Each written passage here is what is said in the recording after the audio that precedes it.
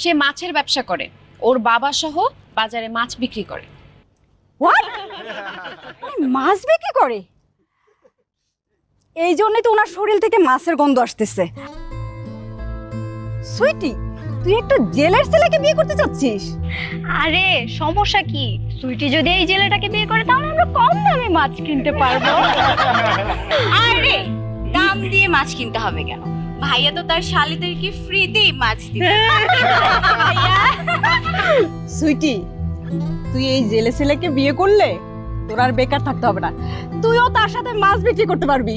তখন তোর শরীর থেকে মাছের গন্ধ আসবে, পারফিউম আর ব্যবহারই করতে হবে না। আরে দোস্ত, তুই যখন বিয়ের পর তোর জামাইকে নিয়ে রাস্তায় বের হবি না, তখন সবাই বলবে ওই দেখ চাইলার বউ যায়।